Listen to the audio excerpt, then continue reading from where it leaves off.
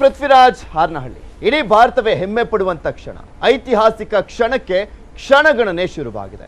ಇಡೀ ವಿಶ್ವದ ಜನನೆ ಕುತೂಹಲದಿಂದ ಭಾರತದತ್ತ ಬೆರಗುಗಣ್ಣಿನಿಂದ ನೋಡ್ತಾ ಇರುವಂತ ಕ್ಷಣಕ್ಕೆ ಕ್ಷಣಗಣನೆ ಆರಂಭವಾಗಿದೆ. ಇಸ್ರೋದಿಂದ ಚಂದ್ರಯಾನ 3 ಉಡ್ಡಾವಣೆಗೆ ಈಗ ಕ್ಷಣಗಣನೆ ಆರಂಭವಾಗಿರುವಂಥದ್ದು. ಈ ಚಂದ್ರಯಾನ 3 ಅಂದ್ರೆ ಏನು, ಇದು ಯಾವ ಕಾರಣಕ್ಕೋಸ್ಕರ ಮಹತ್ವವನ್ನ ಪಡೆದುಕೊಂಡಿದೆ, ಇದರ ಪಾತ್ರ ಏನು, ಇದರ ವಿಶೇಷತೆ ಏನು, ಇದೆಲ್ಲದರ ಬಗ್ಗೆನೂ ಕೂಡ ಸಂಪೂರ್ಣವಾಗಿ ಮಾಹಿತಿಯನ್ನ ನೀಡುವಂತ ಪ್ರಯತ್ನವನ್ನ ನಾವು ಮಾಡ್ತಾ ಇದ್ದೀವಿ. ನಮ್ಮ ಜೊತೆ ಇದ್ರ ಬಗ್ಗೆ ಮಾಹಿತಿಯನ್ನ ಹಂಚಿಕೊಳ್ಳುವಂತ ನಿಟ್ಟಿನಲ್ಲಿ ಚೇತನ್ ಕುಮಾರ್ ಅವರು, senior assistant editor times of India, ಅವರು ನಮ್ಮ ಜೊತೆ ಜಾಯ್ನ್ ಆಗ್ತಾ ಇದ್ದಾರೆ. ಸರ್, ನಿಮ್ಮ ತುಂಬಾ ಅಮೂಲ್ಯವಾದಂಥ ಸಮಯವನ್ನ ನಮ್ಮ ಜೊತೆ ಈಗ ಕೊಡ್ತಾ ಇದ್ದೀರಾ, ತುಂಬ ಹೃದಯದ ಧನ್ಯವಾದ ಸರ್ ನಿಮಗೆ. ಥ್ಯಾಂಕ್ ಯು ಪೃಥ್ವಿ, ತುಂಬ ಸಂತೋಷ ನಿಮ್ಮ ಕಾರ್ಯಕ್ರಮದಲ್ಲಿ ಭಾಗವಹಿಸೋಕ್ಕೆ. ಆ್ಯಂಡ್ ಚಂದ್ರಯಾನ್ 3 ಬಗ್ಗೆ ಚರ್ಚೆ ಮಾಡೋಕ್ಕೆ ನಾನು ಕುತೂಹಲದಿಂದ ಕಾಯ್ತಾ ಇದ್ದೀನಿ ಸರ್. ಎಕ್ಸಾಕ್ಟ್ಲಿ, ಎಲ್ರಿಗೂ ಕುತೂಹಲ ಇದೆ. ಚಂದ್ರಯಾನ 3 ಈ ಉಡ್ಡಾವಣೆ ಆಗಲಿಕ್ಕೆ ಕ್ಷಣಗಣನೆ ಆರಂಭವಾಗಿರುವಂಥದ್ದು.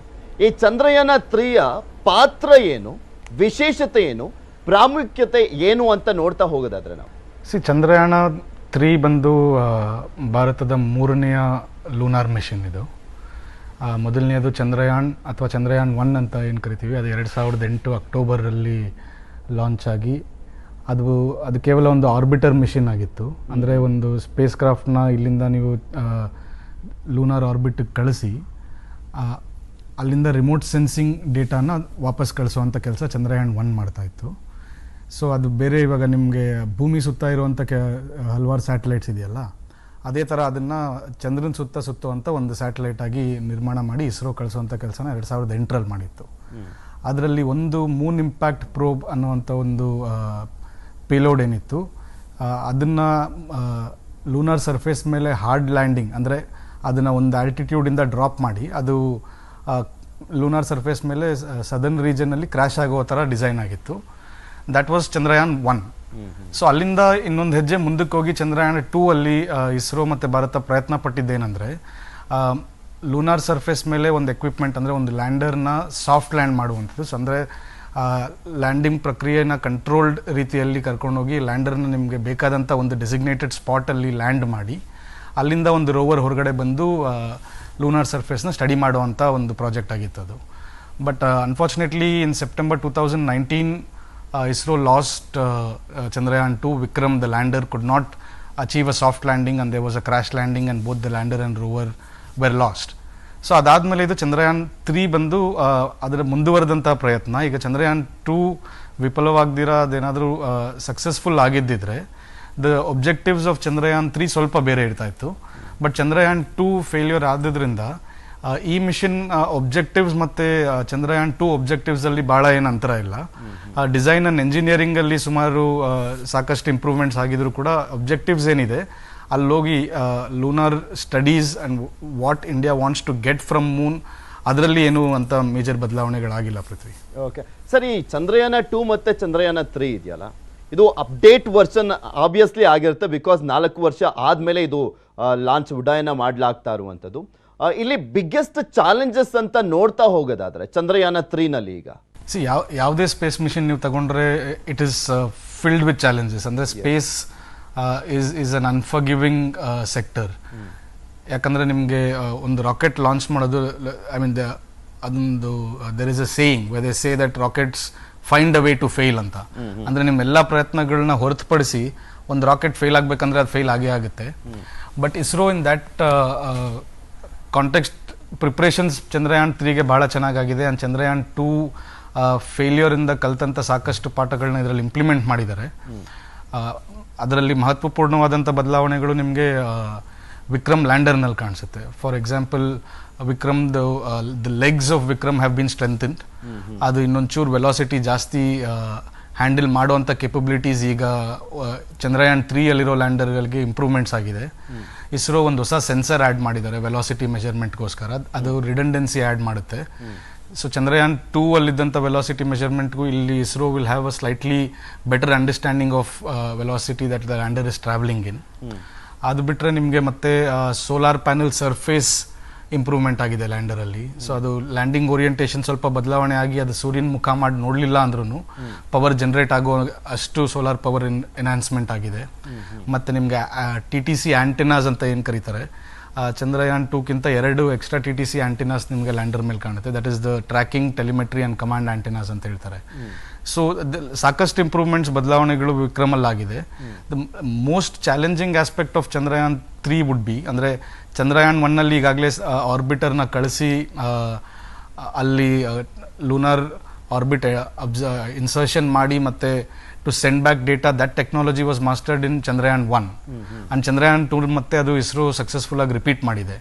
ಸೊ ಇಲ್ಲಿಂದ ನಿಮಗೆ ಚಂದ್ರನ್ ಆರ್ಬಿಟ್ ತಲುಪೋವರೆಗೂ ISRO has been fairly successful in 2 attempts and ಈಗಲೂ ಅದೇನು ಅಷ್ಟು ಚಾಲೆಂಜ್ ಆಗಿರಬಾರ್ದು ಅಂತ ಅನ್ಕೊಂಡಿದ್ದೀನಿ ನಾನು. But the challenge would be after that the last phase, especially ಆ ಲ್ಯಾಂಡಿಂಗ್ ಮಾಡೋದು ಮೋಸ್ಟ್ ಚಾಲೆಂಜಿಂಗ್. ಆ್ಯಂಡ್ ಅದಕ್ಕೆ ಏನೇನು ಪ್ರಿಪ್ರೇಷನ್ಸ್ ಬೇಕೋ ಅದು ಈ ಸತಿ ಸಾಕಷ್ಟು ನಡೆದಿದೆ. ಆ್ಯಂಡ್ ಕಂಪೇರ್ಡ್ ಟು ಚಂದ್ರಯಾನ್ 2 ಈ ಬಾರಿ ಟೆಸ್ಟಿಂಗ್, ಸುಮಾರು ಟೆಸ್ಟಿಂಗ್ ನಡೆದಿದೆ. Helicopters testing and using a crane and landing the lander.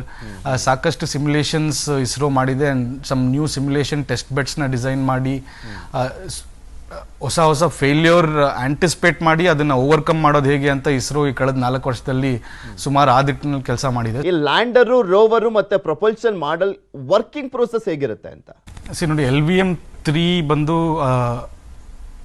That is the rocket that will carry the propulsion module, landing and the landing module.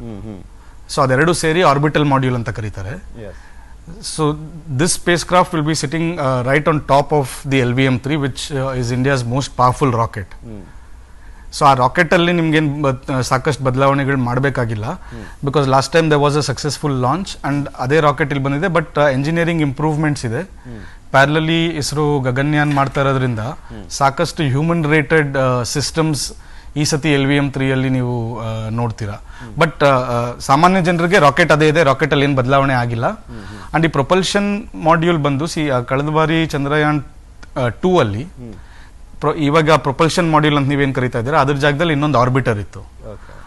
ಅದು ಒಂದು ಸ್ಯಾಟಲೈಟ್ ಥರ ಕೆಲಸ ಮಾಡಿ relay ಕೆಲಸನೂ ಮಾಡ್ತಾ ಇತ್ತು. And it was also initially sitting on the orbital module along with lander and rover. ಅದು separation ಆಗಿತ್ತು.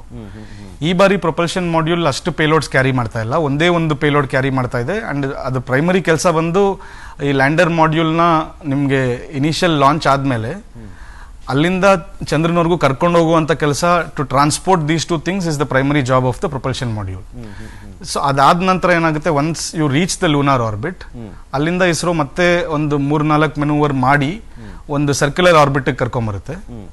ಅಲ್ಲಿ ಪ್ರೊಪಲ್ಷನ್ ಮಾಡ್ಯೂಲ್ ಮತ್ತು ಲ್ಯಾಂಡಿಂಗ್ ಮಾಡ್ಯೂಲ್ ಸೆಪರೇಟ್ ಆಗಿ, ಅದ್ರ ನಂತರ ಏನಾಗುತ್ತೆ ನಿಮಗೆ ಲ್ಯಾಂಡರ್ ಮತ್ತು ರೋವರ್ ಲ್ಯಾಂಡಿಂಗ್ ಮಾಡ್ಯೂಲ್ ಅಂತ ಏನು ಕರಿತೀವಿ, ಅದು 100/30 ಕಿಲೋಮೀಟರ್ ಆರ್ಬಿಟಿಗೆ ಬರುತ್ತೆ. From there the landing starts.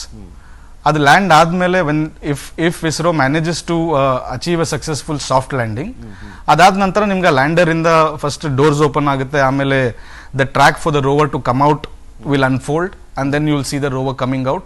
And ee bari lander alli additional cameras ide, so this entire process will be pictured with the background backdrop of the moon and a dark sky.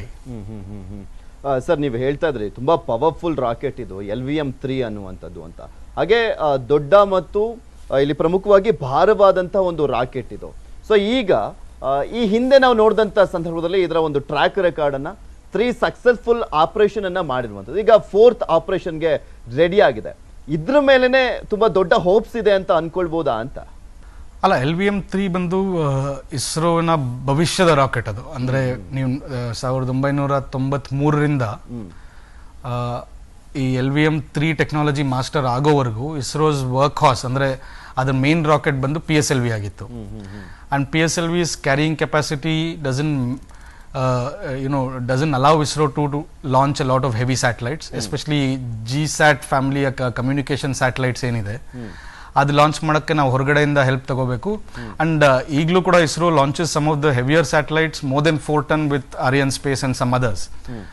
But LVM-3 is being pegged as ISRO's future rocket. It will become the workhorse. And ಇದರಿಂದ ಇನ್ನೂ improvements ಮಾಡಿ ಇದನ್ನು ಇನ್ನೂ enhance ಮಾಡಿ ಇದರ wait carrying ಕೆಪಾಸಿಟಿನ ಇನ್ನೂ enhance ಮಾಡೋದಿದೆ. Sir, ಎಲ್ರಿಗೂ ಕುತೂಹಲ ಏನಪ್ಪಾ ಅಂದರೆ ಇಲ್ಲಿ ಈಗ ಚಂದ್ರಯಾನ 1 ಆದಂಥ ಸಂದರ್ಭದಲ್ಲಿ, ಲಾಂಚ್ ಆದಂಥ ಸಂದರ್ಭದಲ್ಲಿ ಚಂದ್ರನಲ್ಲಿ ನೀರಿದೆ ಅನ್ನುವಂಥದ್ದನ್ನ ಫಸ್ಟು ವರ್ಲ್ಡ್ಗೆ ತಿಳಿಸ್ಕೊಟ್ಟಿದ್ದು ಭಾರತ.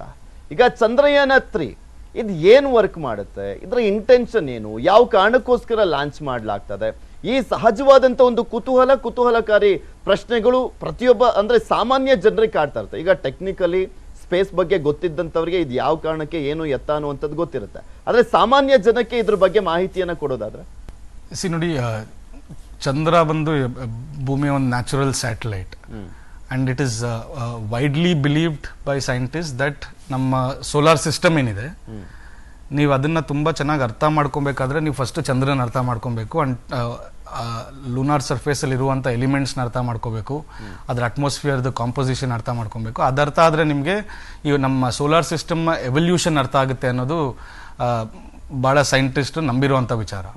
ಸೊ ಹಾಗಾಗಿ if you go back to 1960s ಈ ಸ್ಪೇಸ್ ರೇಸ್ ನಡೆಯೋ ಕಾಲದಿಂದನೂ ನಿಮಗೆ ಚಂದ್ರನ ಮೇಲೊಂದು ಫಸ್ಟ್ ಹ್ಯೂಮನ್ ಲ್ಯಾಂಡ್ ಆಗುವಾಗ 1969 ವೆನ್ ನೀಲ್ ಆರ್ಮ್ಸ್ಟ್ರಾಂಗ್ ಲ್ಯಾಂಡೆಡ್, ಆಗಿಂದ ನೀವು ನೋಡಿದ್ರೆ when humans have attempted space flight, moon has always been a target and humans for long romanticised moon. ಅದು ನಮ್ಮ ಕತೆಗಳಲ್ಲಿ ನೀವು ಕೇಳ್ತೀರಾ, ನಮ್ಮ ಮೈಥಾಲಜಿಲಿದೆ.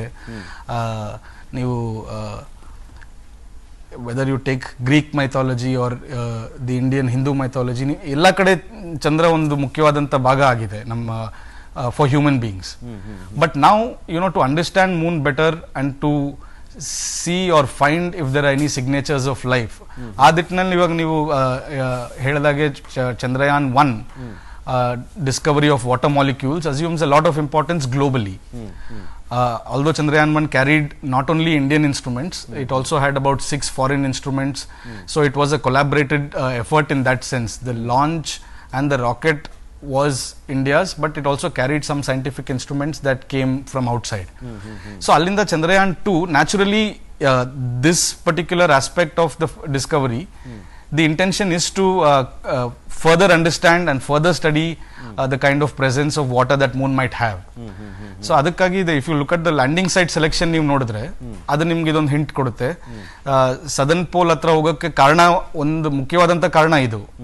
ನಿಮ್ಗೆ ಎಲ್ಲಿ ಲೆಸ್ ಲುಮಿನಿಸಿಟಿ ಇದೆಯೋ ಅಲ್ಲಿ ಗ್ರೇಟರ್ ವಾಟರ್ ಇರುವಂಥ, ಅಂದರೆ ನೀರು ಮೆಜರ್ ಮಾಡುವಂಥ ಕ್ವಾಂಟಿಟೀಸ್ ಅಲ್ಲಿ ಸಿಗೋ ಪೊಟೆನ್ಷಿಯಲ್ ಜಾಸ್ತಿ ಇರೋದ್ರಿಂದ ಚಂದ್ರಯಾನ್ 2 ಕೂಡ ಸದರ್ನ್ ಪೋಲ್ ಹತ್ರ ಲ್ಯಾಂಡ್ ಮಾಡುವಂಥ ಪ್ಲಾನ್ ಇತ್ತು. ಬಟ್ ಅದು ಫೇಲ್ ಆಗಿದ್ದ ಹಿನ್ನೆಲೆಯಲ್ಲಿ ಇವಾಗ Chandrayaan 3 will carry on with that. But also the lander carries 4 payloads. ಅದರಲ್ಲಿ ಒಂದು ನಿಮಗೆ ಲೂನಾರ್ ಸರ್ಫೇಸ್ ಹೀಟ್ನ ಯಾವ ಥರ ಅಲೌ ಮಾಡುತ್ತೆ ಅನ್ನೋದನ್ನ ಸ್ಟಡಿ ಮಾಡುತ್ತೆ.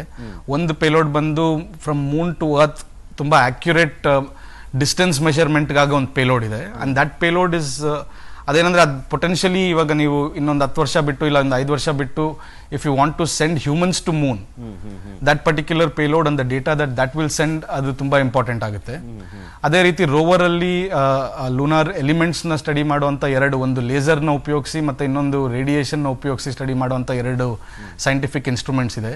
ಸೊ ಓವರ್ ಆಲ್ ಇದು ದಿ ಒಬ್ಜೆಕ್ಟಿವ್ ಬಂದು to better understand the lunar atmosphere, the lunar surface. And ಈಗ ನೀವು ಪ್ರಪಂಚಾದ್ಯಂತ ನೋಡಿದ್ರೆ ನಾವು ಆಸ್ ವಿ ಸ್ಪೀಕ್ ಅಟ್ಲೀಸ್ಟ್ ಇನ್ನೊಂದು 11 ನಿಮಗೆ ಲೂನಾರ್ ಮಿಷನ್ಸ್ ಪೈಪ್ಲೈನಲ್ಲಿದೆ. ಅದು Russia, Japan, the famous Artemis programme of the United States. ಇನ್ನು ಸುಮಾರು ನಿಮಗೆ in the next 1.5 years you will see a lot of lunar missions being attempted. And ರಷ್ಯಾದವ್ರದ್ದು in fact ISRO launch ಆದ್ಮೇಲೆ launch ಆಗುತ್ತೆ, ಬಟ್ ಇಸ್ರೋ ಲ್ಯಾಂಡಿಂಗ್ಗಿಂತ ಮುಂಚೆ ಮೋಸ್ಟ್ಲಿ ಲ್ಯಾಂಡ್ ಆಗೋ ಸಾಧ್ಯತೆ ಇದೆ ರಷ್ಯಾದು. So there's a lot of renewed interest in moon globally. So ಆ ದಿಕ್ಕಿನಲ್ಲಿ ನೀವು ನೋಡಿದಾಗ ಪ್ರತಿಯೊಂದು ಮೂನ್ ಮಿಷನ್, ಅದು ಇಂಡಿಯಾ ಆದರೂ ಕಳಿಸ್ಲಿ ಅಥವಾ ಬೇರೆಯವರಾದ್ರೂ ಕಳಿಸ್ಲಿ, ಅದರಿಂದ ಬರುವಂಥ ಡೇಟಾ ಏನಿದೆ ಅದು ಗ್ಲೋಬಲಿ ಎಲ್ಲ ಕಂಟ್ರೀಸ್ಗೂ ಅದು ಉಪಯೋಗ ಆಗೋವಂಥ ಡೇಟಾ. ಸೊ ಹಾಗಾಗಿ Chandrayaan 3 holds a special place. Sir, ಈಗ ಮತ್ತೊಂದು ಕುತೂಹಲ ಏನಪ್ಪಾ ಅಂದರೆ, ಈಗ ಲ್ಯಾಂಡರ್ ಮಾಡ್ಯೂಲ್ ಆಗಿರ್ಬೋದು ಅಥವಾ ಪ್ರೊಪಲ್ಷನ್ ಮಾಡ್ಯೂಲ್ ಆಗಿರ್ಬೋದು ಅಥವಾ ರೋವರ್ ಮಾಡ್ಯೂಲ್ ಆಗಿರ್ಬೋದು, ಇದಕ್ಕೆ ಯಾವುದೇ ಒಂದು ಟೆಕ್ನಾಲಜಿ ಆಗಲಿ ಯಾವುದೇ ಒಂದು ಮಿಷನನ್ನು ಲಾಂಚ್ ಮಾಡುವಂಥ ಸಂದರ್ಭದಲ್ಲಿ ಅದಕ್ಕೆ ಆದಂಥ ಒಂದು ಅವರ್ಸ್ ಲೆಕ್ಕ ಇರುತ್ತೆ ಅಥವಾ ದಿನದ ಲೆಕ್ಕ ಇರುತ್ತೆ ಅಥವಾ ವರ್ಷಗಳ ಲೆಕ್ಕ ಇರುತ್ತೆ. ಇಷ್ಟು ದಿನಗಳ ಕಾಲ ಅಥವಾ ಇಷ್ಟು ಗಂಟೆಗಳ ಕಾಲ ಇದು ವರ್ಕ್ ಆಗುತ್ತೆ ಮೇಲೋದಂಥ ಸಂದರ್ಭದಲ್ಲಿ ಅಂತ. ಇದರ ಕಾಲಮಿತಿಯನ್ನು ನೋಡೋದಾದ್ರೆ ಸರ್, ಸೊ ಈಗ lander and rover the 2 important things in Chandrayaan 3 ಅದೆರಡಕ್ಕೂ ಬಂದು ನಿಮಗೆ 14 ದಿನ ಅಂದ್ರೆ 14 ಅರ್ತ್ ಡೇಸ್ ಅಥವಾ 1 ಲೂನಾರ್ ಡೇ ಅಷ್ಟು ಲೈಫ್ ಇರುತ್ತೆ. That is an anticipated life because these things are operated using batteries and power has to be generated on moon. ಈ 14 days ಏನಿದೆ ಅದು ಮೂನ್ ಅಲ್ಲಿ ಮೇಲೆ ಸನ್ರೈಸ್ ಆಗಿ ಸನ್ಸೆಟ್ ಆಗೋವರೆಗೂ ಅಲ್ಲೇನು 1 ದಿನ ಅಂತ ಕರೀತಾರೆ, ಅದು ನಿಮಗೆ ಆನ್ ಅರ್ತ್ ಅದು 14 ದಿನ ಲೆಕ್ಕ ಬರುತ್ತೆ ನಮಗೆ. So which is why ISRO is really aiming to land on August 23rd. ಯಾಕಂದ್ರೆ ಅದು ಲೂನಾರ್ ಡೇ ಸನ್ರೈಸ್ ನ ಮೊದಲನೇ ದಿನ ಆಗುತ್ತೆ ಅದು. ಸೊ ಅವಾಗ ಇವ್ರಿಗೆ 14 ದಿನ ಕಂಪ್ಲೀಟ್ ಆಗಿ ಸ್ಟಡಿ ಮಾಡಕ್ಕೆ ಲ್ಯಾಂಡರ್ ಮತ್ತೆ ರೋವರ್ಗೆ ಅವಕಾಶ ಇರುತ್ತೆ. ಸೊ ಸೋಮನಾಥ್ ಅವ್ರು ಇನ್ಫ್ಯಾಕ್ಟ್ ಏನ್ ಹೇಳಿದ್ರು ಅಂದ್ರೆ 23-24 ಡೇಟ್ ಏನಾದ್ರು ಮಿಸ್ ಆದ್ರೆ ಅದನ್ನ ಚಂದ್ರನ್ ಸುತ್ತಿಸಿ ಮತ್ತೆ 1 ತಿಂಗಳು ಬಿಟ್ಟು ವೇಟ್ ಮಾಡಿ ಅದ್ ಮತ್ತೆ ನಮ್ಗೆ 15 ದಿನ ಕಾಲಾವಕಾಶ ಸಿಗುವಂತ ಒಂದು ವಿಂಡೋ ಹುಡುಕಿ ಮತ್ತೆ ಲ್ಯಾಂಡಿಂಗ್ ಅಟೆಂಪ್ಟ್ ಮಾಡ್ತೀವಿ ಅಂತ. But ground test ISRO conduct ಮಾಡಿರೋದ್ರಲ್ಲಿ ಅಲ್ಲಿ ಸೂರ್ಯ ಹುಟ್ಟಿ ಮುಳುಗಿದ ನಂತರ ಅದ್ ಲೈಫ್ ಎಂಡ್ ಆಗ್ಬೇಕು ಟೆಕ್ನಿಕಲಿ. ಬಟ್ ಮತ್ತೆ 15 ದಿನ ಗ್ಯಾಪ್ ಆಗಿ ಮತ್ತೆ ಸೂರ್ಯ ಹುಟ್ಟಿದಾಗ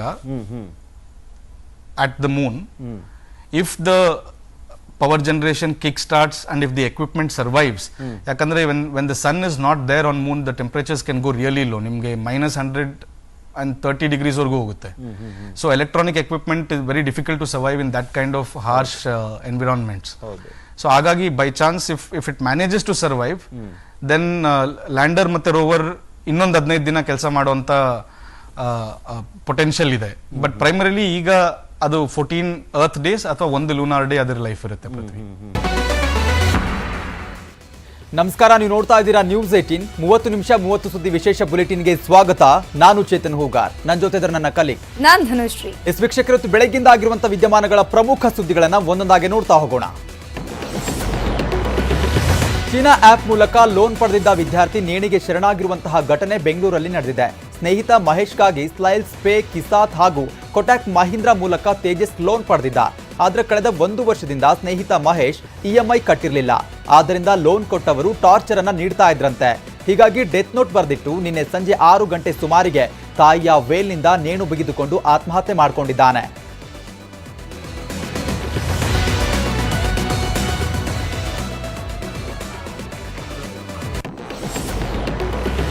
ಹುಬ್ಬಳ್ಳಿಯಲ್ಲಿ ಯುವಕನನ್ನ ಬೆತ್ತಲುಗೊಳಿಸಿ ಥಳಿಸಿದ ಪ್ರಕರಣಕ್ಕೆ ಸಂಬಂಧಪಟ್ಟಂತೆ ಸಂತ್ರಸ್ತ ಯುವಕನನ್ನ ಪತ್ತೆ ಹಚ್ಚಿದ್ದಾರೆ ಹುಬ್ಬಳ್ಳಿ ಪೊಲೀಸರು.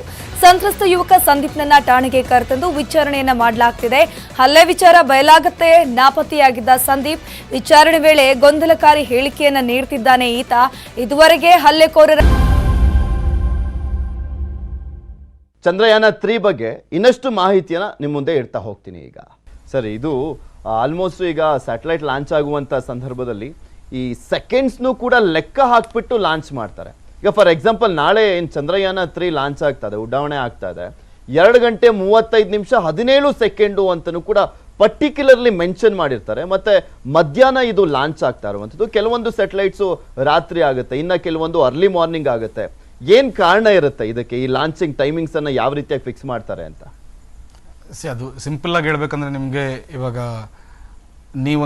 ಒಂದು ಕಡೆ ತಲುಪಬೇಕು ಅಂದ್ಕೊಳ್ಳಿ. ನೀವು ಬೆಂಗಳೂರು ಟ್ರಾಫಿಕ್ ಅಂತಾನೆ ಯೋಚನೆ ಮಾಡಿ. ನೀವು ಒಂದು ಕಡೆ ತಲುಪಬೇಕು ಅಂದರೆ ನಿಮ್ಗೊಂದು ಅಂದಾಜು ಇರುತ್ತೆ. ನಾನು ಇಷ್ಟು ಗಂಟೆಗೆ MG ರೋಡ್ ಬಿಟ್ಟರೆ ನಾನು ವಿಧಾನಸೌಧ ತಲುಪಕ್ಕೆ ಇಷ್ಟು ಸಮಯ ನನಗೆ ಬೇಕಾಗ್ಬೋದು ಅಂತ. ಸೊ ನೀವು ನಿಮ್ಮ MG ರೋಡ್ ಆಫೀಸ್ ನೀವು ಬಿಡಕ್ಕೆ ಒಂದು ಟೈಮ್ ಫಿಕ್ಸ್ ಮಾಡ್ತೀರಾ. ಸೊ ಸಿಮಿಲರ್ಲಿ ಒಂದು ಸ್ಯಾಟಲೈಟ್ ಒಂದು ಪರ್ಟಿಕ್ಯುಲರ್ ಆರ್ಬಿಟ್ ರೀಚ್ ಆಗಬೇಕಾದ್ರೆ ದೇರ್ ಇಸ್ ಸರ್ಟನ್ ಕ್ಯಾಲ್ಕುಲೇಷನ್. ಅದು ಆ ಆರ್ಬಿಟ್ ಅಲ್ಲಿ ಯಾವ ಟೈಮಲ್ಲಿ ರೀಚ್ ಆಗಬೇಕು ಅನ್ನೋದೊಂದು ಕ್ಯಾಲ್ಕುಲೇಷನ್ ಇರುತ್ತೆ. ಸೊ ಅದಲ್ಲಿ ರೀಚ್ ಆಗಕ್ಕೆ ನೀವು ಎಷ್ಟು ಗಂಟೆಗೆ ಲಾಂಚ್ ಮಾಡಬೇಕು ಅನ್ನೋದು ಯು ವರ್ಕ್ ಬ್ಯಾಕ್ವರ್ಡ್ಸ್.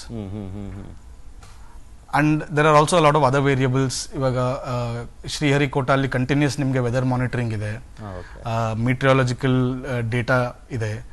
ಅಂಡ್ ಇದು ಒಂದು ಮೈನ್ಯೂಟ್ ಕ್ಯಾಲ್ಕುಲೇಷನ್ಸ್ ಯಾಕೆ ಮಾಡ್ತಾರೆ ಅಂದರೆ, ನೀವು from the time of the launch you have to reach in this case andre ee mission ಬಗ್ಗೆ ನೀವು ಮಾತಾಡೋದಾದ್ರೆ it has to reach moon at a certain time exactly on August 23rd ಅಲ್ವಾ, landing ಮುಂಚೆ. But ಅದು lunar orbit ಇನ್ನು ಮುಂಚೆನೆ August 5 ಅಥವಾ 6 ಅಷ್ಟಲ್ಲಿ reach ಆಗುತ್ತೆ. ಸೊ ಆ ಟೈಮ್ ನಿಮಗೆ ಕ್ಯಾಲ್ಕುಲೇಟ್ ಮಾಡ್ತಾರೆ ಅವರು. So if you look at communication satellites ಅದು ಲಾಂಚ್ ಆನ್ ಟೈಮಲ್ಲಿ ಆಗುತ್ತೆ.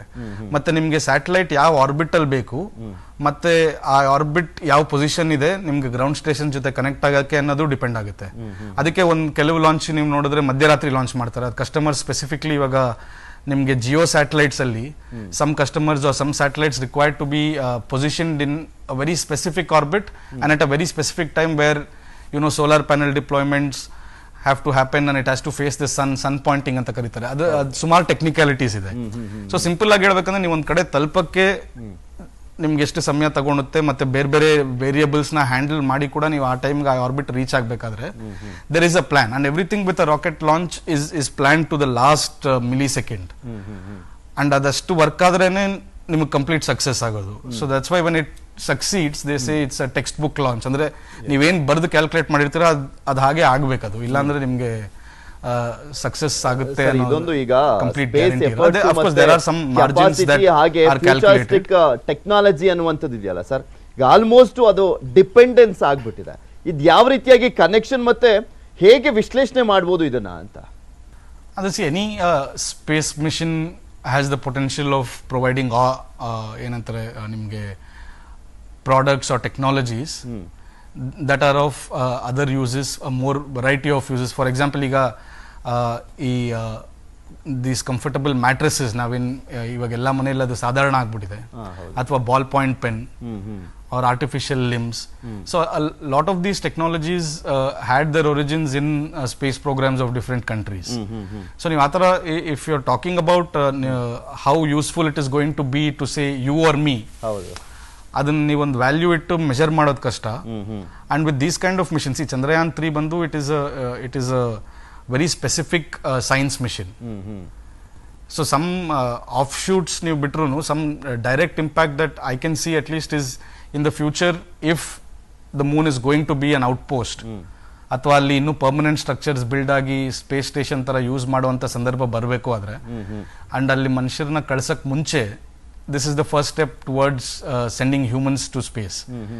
Because it's been really long since NASA and others have sent humans to space. Chandrayaan 3 ಅಲ್ಲಿ ಲ್ಯಾಂಡ್ ಆದಂತ ಸಂದರ್ಭದಲ್ಲಿ ಭಾರತದ ಸ್ಯಾಟಲೈಟ್ ಅಮೆರಿಕ, ಚೀನಾ, ರಷ್ಯಾ ಬಿಟ್ರೆ ಭಾರತನೇ ನೆಕ್ಸ್ಟ್ ಅಲ್ಲಿ ಲ್ಯಾಂಡ್ ಆಗ್ತಾ ಇರುವಂತದ್ದು. ಇದೊಂದು ಮಹತ್ವದ ಮೈಲಿಗಲ್ ಅಂತ ಹೇಳಿದ್ರು ಕೂಡ ತಪ್ಪಾಗ್ಲಿಕ್ಕಿಲ್ಲ, ಮೈಲ್ ಸ್ಟೋನ್ ಅಂತ ಹೇಳಿದ್ರೆ. ಇಲ್ಲಿ ಬಾಹ್ಯಾಕಾಶದ ವಿಶ್ವ ಮಟ್ಟದಲ್ಲಿ ಭಾರತ ಈ ರೀತಿಯಾದಂತ ಒಂದು ಪ್ರಭಾವವನ್ನ ದಿನೇ ದಿನೇ ಹೆಚ್ಚಿಗೆ ಮಾಡ್ಕೊಳ್ತಾ ಇರುವಂತದ್ದು ಭಾರತಕ್ಕೆ ಯಾವ ರೀತಿಯಾಗಿ ತನ್ನ ರೋಲ್ ಅನ್ನ ಅಂದ್ರೆ ಇಂಪಾರ್ಟೆನ್ಸ್ ಅನ್ನ ಪಡ್ಕೊಳ್ತಾ ಇದೆ ಅಂತ ಸ್ಪೇಸ್ ನಲ್ಲಿ? ನೀವು 1962 ಅಲ್ಲಿಂದ ಇಂಡಿಯನ್ ಸ್ಪೇಸ್ ಪ್ರೋಗ್ರಾಮ್ ಶುರು ಆಗಿದ್ದು ಅಂಡ್ ಇಸ್ರೋ ಫಾರ್ಮ್ ಆಗಕ್ಕೆ ಇನ್ನೂ ಕೆಲವು ವರ್ಷಗಳಿಗೆ ಹಿಡೀತು. ನೀವು ಅಲ್ಲಿಂದ ನೋಡಿದ್ರೆ ಅಪ್ ಟು ಮಿಡ್ 90s ಇಸ್ರೋದು ಏನ್ ಹೇಳ್ತಾರೆ ಈಥೋಸ್ ತುಂಬಾ ಫಿಕ್ಸ್ಡ್ ಇತ್ತು. ವಿಕ್ರಮ್ ಸಾರಾಭಾಯ್ ಅವ್ರ ಗೋಲ್ ಏನಿತ್ತು ಅಂದ್ರೆ you have to use space technology to bridge the gaps in society. The last man in the country should benefit from space technology. That was the priority of ISRO. So until mid 90s ISRO focused on a lot of missions. So ಆಗಾಗ ನೀವು space ಅಂತ ಮಾತಾಡಿದಾಗ Jio politics natural ಆಗಿ ಬಂದೇ ಬರುತ್ತೆ. Technologies ನಮಗೆ ಅಷ್ಟು ಸುಲಭವಾಗಿ ಇನಿಷಿಯಲಿ ಸಿಗ್ತಾ ಇರಲಿಲ್ವಾ, ಕೆಲವು ಟೆಕ್ನಾಲಜೀಸ್ ಸಿಕ್ತು. France for example was one of the early collaborators with India, and US also initially was part of some of the collaborations that India had. But a lot of technologies didn't come as easily for India. So agagi the blessing in disguise antaralla, atara India is able to indigenously develop its own rockets, which not a lot of countries in the world can boast of. So ee indigenized technology enide, ISRO has been a flag bearer of indigenous technology so far as Indian scientific institutions are concerned. ISRO ಅಲ್ಲಿ ಆಗಿರುವಂತಷ್ಟು indigenisation ನಿಮಗೆ ಬೇರೆ research centres India ಅಲ್ಲಿ ಆಗಿರುವಂತ examples ಇಲ್ಲ. So because space is such a complex business, ಯಾವುದೇ ದೇಶ ನಿಮ್ಗೆ launch ಮಾಡೋ ಕೇಪಬಿಲಿಟಿ ಬಂದಿದ್ದ ಕೂಡಲೇ you start becoming start rubbing your shoulders with some of the best around the world. And ಅದ್ರ ಜೊತೆ ನೀವು ಇವಾಗ ಮಂಗಳಯಾನ್ ಮಿಷನ್ ಆಗಿರ್ಬೋದು, Chandrayaan 1, the Astrosat mission, Astrosat mission, ಇದೆಲ್ಲ ಸಕ್ಸಸ್ಫುಲ್ ಆಗಿ ಕಂಪ್ಲೀಟ್ ಆದ್ಮೇಲೆ ISRO is now working shoulder to shoulder with agencies like NASA or Roscosmos from Russia. ನಾವು ಇವಾಗ some of the other areas ಇರೋ ತರ in space ನಾವು ಬರೀ ಹೆಲ್ಪ್ ಕೇಳುವಂಥ ಪರಿಸ್ಥಿತಿ ಇಲ್ಲ. We are equal partners with the best in the world and this will only continue to progress. ನಿಮ್ಮ ಪ್ರಶ್ನೆಗೆ ಉತ್ತರ ಸಿಕ್ಕಿದೆ ಅನ್ಕೊಂತೀನಿ. Okay yes sir, thank you so much Chetan Kumar sir. ಇಷ್ಟೋ ತನಕ ನಮ್ಮ ಜೊತೆ ಜಾಯ್ನ್ ಆಗಿ ಚಂದ್ರಯಾನ 3ನ ಪಾತ್ರ, ಪ್ರಾಮುಖ್ಯತೆ ಮತ್ತೆ ವಿಶೇಷತೆ ಬಗ್ಗೆ ತಿಳಿಸ್ಕೊಟ್ಟಿದ್ದಕ್ಕೆ, ನಿಮ್ಮ ಅಮೂಲ್ಯವಾದಂಥ ಕ್ಷಣವನ್ನ ನಮ್ಮ ವೀಕ್ಷಕರ ಜೊತೆ ಸ್ಪೆಂಡ್ ಮಾಡಿದ್ರಿ. Thank you Prithvi, thank you so much. Thank you. ವೀಕ್ಷಕರೇ, ನೋಡಿದ್ರಲ್ಲ ಚೇತನ್ ಕುಮಾರ್ ಅವರು ಚಂದ್ರಯಾನ 3 ಅದರ ಪ್ರಾಮುಖ್ಯತೆ, ಭಾರತಕ್ಕೆ ಯಾವ ರೀತಿಯಾಗಿ ಶಕ್ತಿಯನ್ನ ತುಂಬುತ್ತಾ ಇದೆ, ವಿಶ್ವದಲ್ಲಿ ಭಾರತ ಬಾಹ್ಯಾಕಾಶ ವಲಯದಲ್ಲಿ ಎಷ್ಟು ಮಟ್ಟಿಗೆ ಶಕ್ತಿಯನ್ನು ಹೊಂದಿದೆ ಅನ್ನುವಂಥದ್ರ ಬಗ್ಗೆ ಒಂದು ಸಂದೇಶ ಸಾರುವಂಥ ನಿಟ್ಟಿನಲ್ಲಿ ಕೂಡ ಇದು ಯಶಸ್ವಿ ಆಗ್ತಾ ಇರುವಂಥದ್ದು. ಮುಂದಿನ ದಿನಗಳಲ್ಲಿ ಭಾರತ ಇನ್ನಷ್ಟು ಶಕ್ತಿಯನ್ನು ಹೊಂದಿದಂತೆ ಆಗುತ್ತೆ. ಚಂದ್ರಯಾನ 3 ಯಶಸ್ವಿ ಆಗಲಿ ಅಂತ ನಾವೆಲ್ಲರೂ ಕೂಡ ಮತ್ತೊಮ್ಮೆ ದೇವರಲ್ಲಿ ಪ್ರಾರ್ಥಿಸೋಣ. ಇದು ಭಾರತದ ಒಂದು ಐತಿಹಾಸಿಕ ಕ್ಷಣ ಅಂತ ಹೇಳಿದ್ರು ಕೂಡ ತಪ್ಪಾಗ್ಲಿಕ್ಕಿಲ್ಲ. ನಾವೆಲ್ಲರೂ ಕೂಡ ಹೆಮ್ಮೆ ಪಡುವಂಥ ಕ್ಷಣ ಇದಾಗಿತ್ತು. ಈ ಕ್ಷಣದ ವಿಶೇಷ. ನೋಡ್ತಾರೆ ನ್ಯೂಸ್ 18, ಜಾಲ ನಮ್ಮದು, ಬಲ ನಿಮ್ಮದು.